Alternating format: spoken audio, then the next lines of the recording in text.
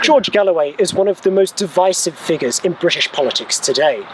He was most recently the MP for Bradford West, but has now decided to run for Mayor of London.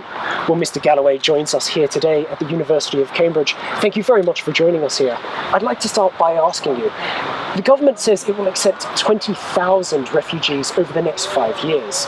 Do you think that's enough? Well, first of all, I'm not sure why you should describe me as one of the most divisive figures in British politics. As a matter of fact, the ideas that I stand for are the ideas of the great majority of people in the country. Perhaps here in these green fields of Cambridge University, that's divisive.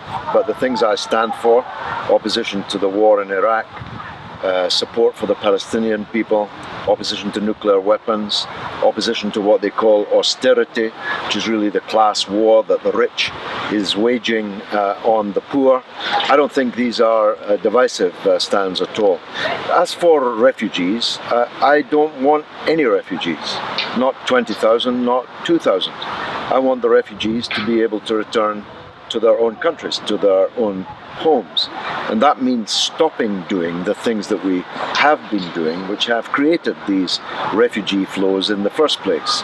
Most, 80% at least, of the current wave of refugees are from Iraq, Syria and Afghanistan. And I have opposed British government policy in all three of these theatres. And if people had listened to me, we wouldn't have these refugees now. 1 million people plus would still be alive that are dead and buried. And we ought to concentrate on that. Of course, it's distinctly un-Christian, to say the least, to bomb someone's country and then lock the door on them when they're fleeing from your bombs. And so no words could be dredged to sum up the contempt one must feel for a government that does that bombs and locks the doors at the same time. So do you think the British government is doing enough? Do you advocate for accepting more refugees into Britain? As I said, I don't play that numbers game because I'm not in favour of any refugees. I want all the refugees to go back to Syria, back to Iraq and back to Afghanistan, and that means ending the wars there. Okay, but pragmatically, we've seen that the current government's policy is focusing refugees to be resettled in the north of England. As Mayor of London, would you advocate for more refugees to be resettled in London? Well, it's the third time you've asked me the question, and I'm going to give you the same answer for the third time. I don't get into the numbers game. I don't want refugees. I want refugees to be back in their own country. Countries like Syria are being intellectually decapitated by what's happening there. The people who are fleeing Syria are the people that Syria most desperately needs. They're doctors, surgeons, public servants, people who are vitally needed in Syria and who oughtn't to be being forced to flee. Prior to Jeremy Corbyn's election as Labour leader, you said you would rejoin the Labour Party pretty damn quick if he was made leader. Have you reapplied to join the party? No, and I don't intend to reapply. The Labour Party has to rescind my unjust wartime expulsion. I don't want compensation. I don't even want an apology. But they must rescind that unjust expulsion, which was opposed at the time by Mr. Foot, the former leader, by Mr. Benn, the great Labour figure and figurehead, and of course Mr. Corbyn. So I'm waiting for the Labour Party to rescind my expulsion, which would have the effect of reinstating me in the party. I'm not asking for readmission. If they were to rescind your expulsion from the party, would you drop out of the race for Mayor of London in favour of the current Labour candidate, Sadiq Khan? Well, if you'll forgive me, I'll negotiate that with the leadership of the Labour Party, not here at Cambridge.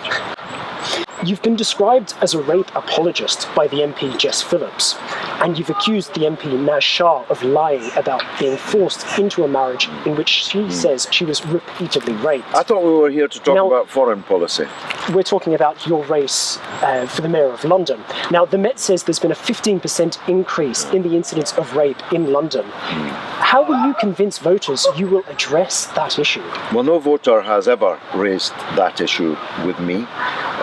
The proximate cause of this Jess Phillips's comments were my intervention in support of Julian Assange, whose cause I support absolutely.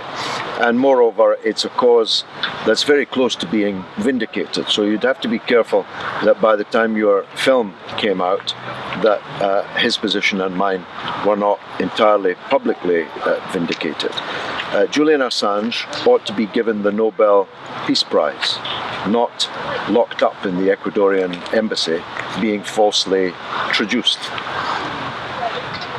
But the issue there is that Julian Assange and his activism for freedom of speech, for example, can be separated completely from his actions as a person, for what the Supreme Court has described as being would be against the law if he's found to have carried out these actions. Yes, but he hasn't even been charged, never mind convicted of those actions, and he can't go to Sweden, even though Sweden allowed him to leave freely, and he checked before he left that he could, because Sweden will not guarantee that he will not be extradited to the United States to face a secret grand jury and up to 100 years in prison for blowing the whistle on American crimes in the world.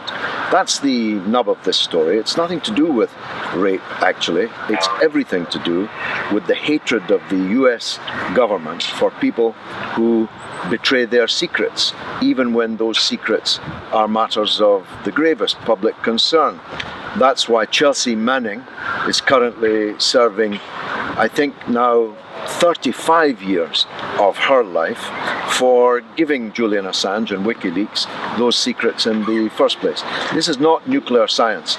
If Sweden was interested in investigating claims about Assange's personal behaviour, they would easily have come to London and questioned him, which was always open to them to do, or they would have given an assurance that they would not further extradite him to the United States, and they haven't been prepared to do either of those things.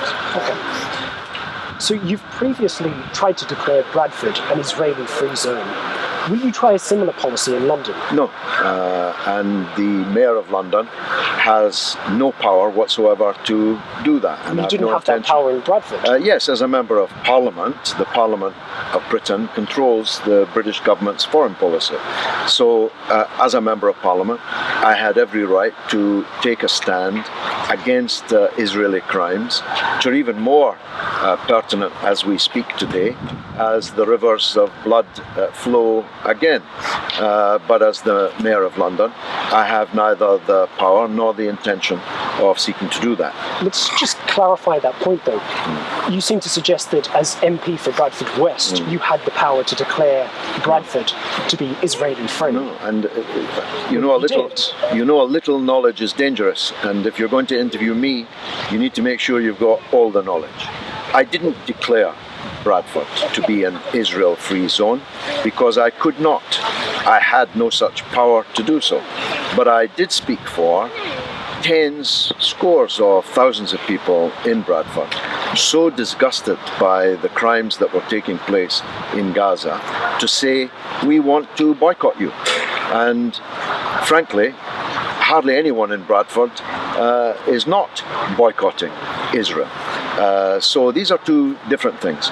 As the mayor, I have no power to declare London an Israel-free zone, nor any intention of trying to do so. Okay.